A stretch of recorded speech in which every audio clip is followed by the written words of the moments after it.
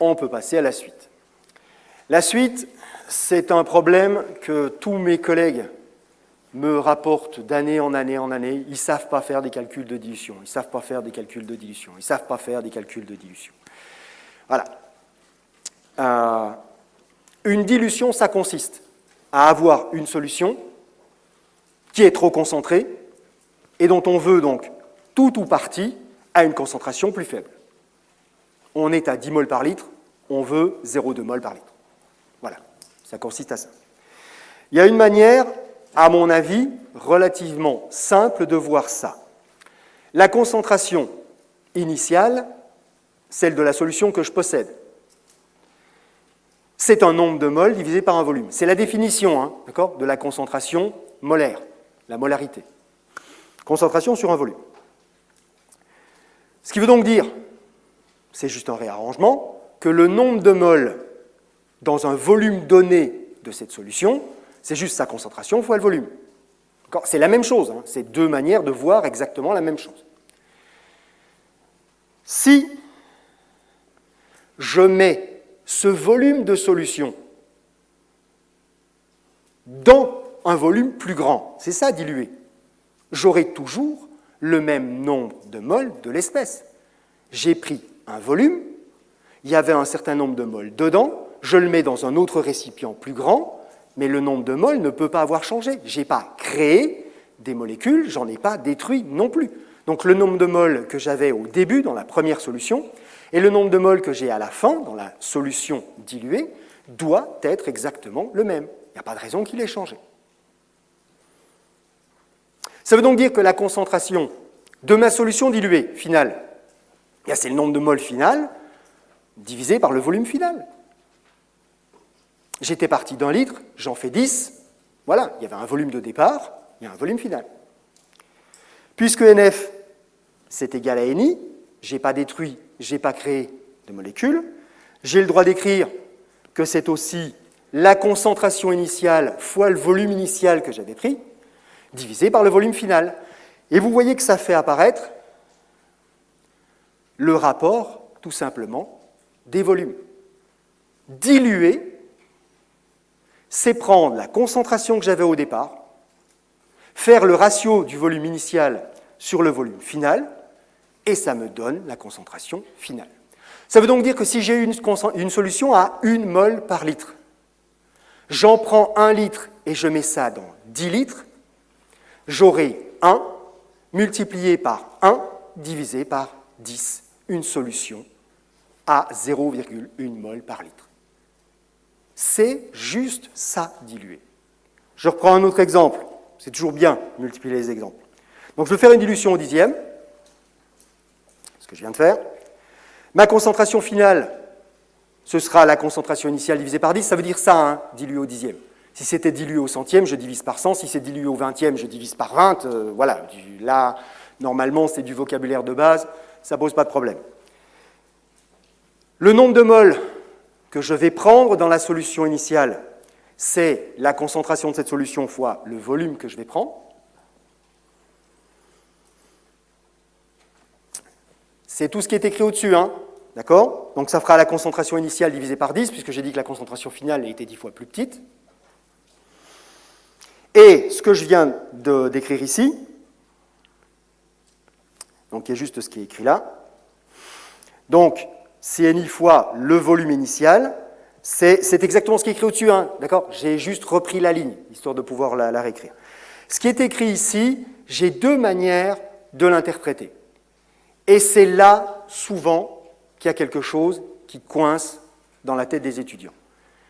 C'est que ceux qui viennent me voir pour me demander quelque chose qu'ils n'ont pas compris. C'est que des fois, on fait un truc et des fois, on en fait un autre. L'équation que vous avez là, il y a deux manières de l'arranger. On peut la mettre... Bon, les CNI, évidemment, vont disparaître. Sous cette forme-là, le volume initial, ce sera un dixième du volume final. Ou on peut l'écrire comme ça, le volume final est 10 fois plus grand que le volume initial. Ben oui, c'est une évidence. Juste basculer le truc d'un côté ou de l'autre, oui, évidemment. Mathématiquement, ces deux formes-là n'ont aucune distinction. Mais ça veut donc dire, à partir de là, que j'ai deux manières de faire. Soit je prends un volume 10 fois plus petit, soit je vais dans un volume 10 fois plus grand. Allez, on prend un exemple. J'ai cette fiole qui fait 100 cm3. Dedans, il y a une solution à la concentration de départ. D'accord ? Elle est à 1 mol par litre, elle est à 0,1 mol par litre, on s'en fout, ça n'a pas d'importance ici. Je veux une solution 10 fois moins concentrée. Première solution, le volume initial doit être 10 fois plus petit que le volume final. Mon volume final, c'est une autre fiole, qui est vide pour l'instant, qui fait aussi 100 cm3. Comment je dois faire ? Puisque le volume final fait 100 cm3, je dois prendre un volume 10 fois plus petit de la solution initiale. Je prends une pipette de 10 cm3, je prends 10 cm3 de ma solution initiale, je les mets dans ma solution et je complète jusqu'à 100 cm3. J'ai pris un volume 10 fois plus petit que le volume final. Voilà, première manière de faire. Deuxième manière de faire, c'est ce qui est écrit de l'autre côté. Le volume final doit être 10 fois plus grand que le volume initial. Pour l'instant, j'ai 100 cm3 de solution. Je prends une fiole d'1 litre.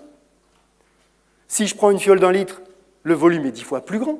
Donc je vais mettre l'intégralité de ma première fiole dans cette fiole de 1 litre. J'aurai multiplié le volume par 10, donc j'ai bien dilué au dixième. Et vous voyez que c'est deux solutions différentes, mais qui conduisent exactement à la même chose, à la même solution, qui est 10 fois moins concentrée que la solution initiale. Dans le premier cas, la solution initiale, il m'en reste. Dans le deuxième cas, il ne m'en reste pas. Mais dans le premier cas, j'ai que 100 cm3 de la solution initiale. Dans le deuxième cas, de la solution finale, pardon. Dans le deuxième cas, j'en ai 1 litre. Est-ce qu'il y a une des deux solutions qui est meilleure que l'autre ? Non, ça dépend juste de ce qu'on veut faire. Est-ce que je veux beaucoup de solutions diluées ou est-ce que je veux conserver de la solution initiale ? Ça dépend juste de ce que j'ai à faire au final avec ces solutions concentrées et diluées. Voilà. Mais ça revient juste à faire ça. Ce que vous avez à comprendre là, c'est donc la démarche, pas d'apprendre par cœur ce que je viens de faire là. Parce qu'évidemment, si je change les volumes initiaux, si je change le facteur de dilution, il va falloir tout réadapter. Mais vous devez avoir compris comment ça se passe, vous devez avoir compris comment on fait. Voilà. Donc vous le reprenez, vous raisonnez avec ça, et si à la fin, quand vous avez vos résultats finaux, vous n'avez pas un rapport de 1 à 10, de 1 à 5, de 1 à 20 entre vos concentrations, c'est que vous êtes foutu dedans, et qu'il y a un truc qui vous a échappé. C'est bon ?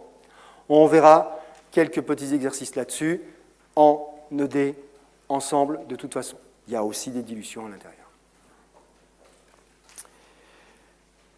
Tiens, d'ailleurs, si vous voulez y raisonner, quand on a du pastis pur et qu'on passe à 5 pour 1, 5 pour 1, c'est donc un ratio, d'accord ? En fait, de combien a-t-on dilué la solution de départ ? Répondez pas trop vite. D'accord ? Donc, on avait la solution pure, on passe à 5 pour 1. De combien a-t-on dilué la solution de départ ? Je ne donne pas la réponse là. D'accord ? Je vous laisse réfléchir à ça.